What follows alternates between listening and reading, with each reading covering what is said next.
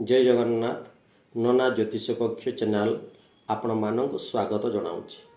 भगवान समस्त को निरोग रखा संगे संगे खुशी रे मध्य रखि थांतु।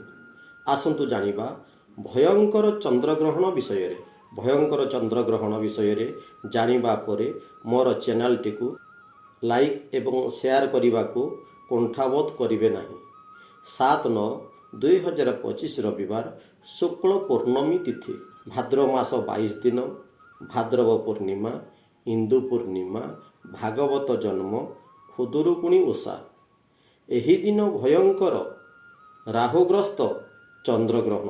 एही चंद्रग्रहण समय रे समस्त जीवजगत उपरे कुप्रभाव पड़ी था। चंद्रग्रहण ओडिशा तथा भारत सहित ऑस्ट्रेलिया अंटार्कटिका न्यूजीलैंड एही अंचल रे बसवास करुथिबा हिंदू माने पालन करिवे। चंद्र को राहुग्रास करिवार समय रात्र 9:57 संपूर्ण ग्रास रात्र 11:46। ग्रहण मध्य रात्र 11:41:45। ग्रास समाप्ति रात्र 12:22:52। ग्रहण मुख्य रात्र 1:26:32। ग्रहण सर्वमुख्य समय 3:29:25। ग्रहण आरंभ 9 घंटा पूर्वर अर्थात 7/9/2025 रविवार दिवा 12:57 ठारू रात्र 1:26:32 पर्यंत देवनीति पाकत्याग अन्न भोजनादि निषेध।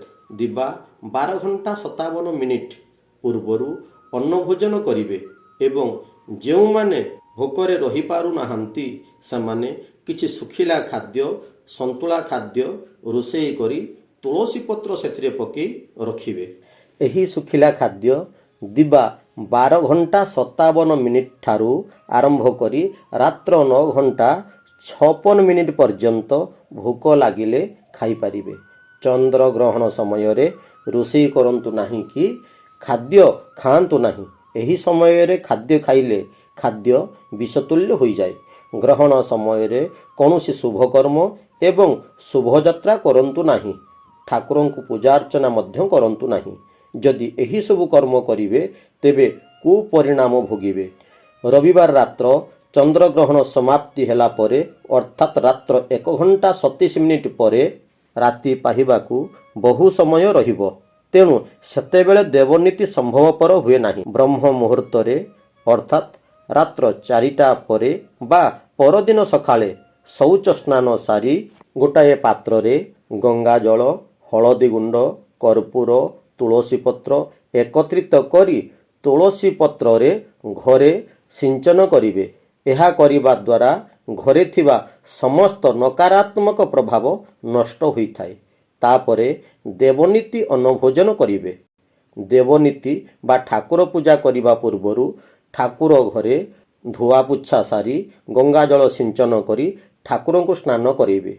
ठाकुर व्यवहार करिथिबा समस्त वस्त्र परिवर्तन करी नूतन वस्त्र बा पुरातन सफा होइथिबा वस्त्र ठाकुर को परिधान करी पूजा करिवे।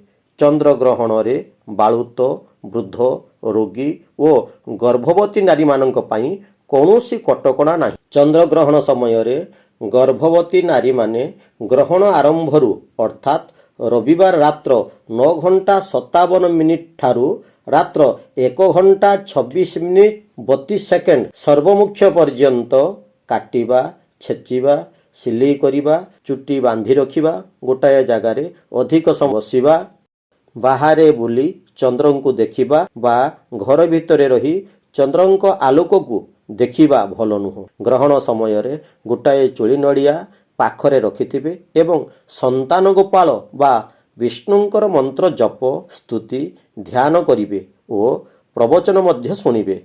ग्रहण समय रे दान दक्षिणा देले बहुत भल हेबो। आसंतु जानिबा 12टी राशि चंद्र ग्रहण समय रे दर्शन करिबारे शुभ अशुभ विचार।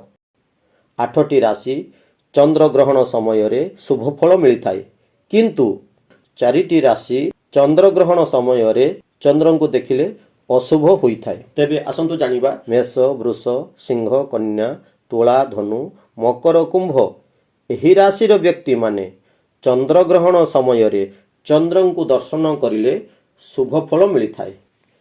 କିନ୍ତୁ ମିଥୁନ, କର୍କଟ, ବିଛା, ମୀନ ରାଶିଙ୍କ ପାଇଁ ଚନ୍ଦ୍ରଗ୍ରହଣ ସମୟରେ ଚନ୍ଦ୍ରଙ୍କୁ ଦର୍ଶନ କରିଲେ ଅଶୁଭ ଫଳ ମିଳିଥାଏ। ମିଥୁନ ରାଶି ବ୍ୟକ୍ତିଙ୍କର ପ୍ରତିକାର ଚନ୍ଦ୍ରଗ୍ରହଣ ପରଦିନ ସକାଳେ ବିଷ୍ଣୁ ମନ୍ଦିର ଦର୍ଶନ କରି 5ଟି ତୁଳସୀ ପତ୍ର ବିଷ୍ଣୁଙ୍କୁ ଅର୍ପଣ କରିବେ। କର୍କଟ ରାଶିର ବ୍ୟକ୍ତିମାନେ ଶିବ ମନ୍ଦିର ଦର୍ଶନ କରି 5ଟି ଧଳା ମନ୍ଦାର ଶିବଙ୍କ ଠାରେ ଅର୍ପଣ କରିବେ। ବିଛା ରାଶିର ବ୍ୟକ୍ତିମାନେ ହନୁମାନ ମନ୍ଦିର ଦର୍ଶନ କରି 5ଟି ଲାଲ ମନ୍ଦାର ହନୁମାନଙ୍କୁ ଅର୍ପଣ କରିବେ। ମୀନ ରାଶିର ବ୍ୟକ୍ତିମାନେ ବିଷ୍ଣୁ ମନ୍ଦିର ଦର୍ଶନ କରିବେ, 5ଟି ହଳଦିଆ ଫୁଲ ବିଷ୍ଣୁଙ୍କୁ ଅର୍ପଣ କରିବେ।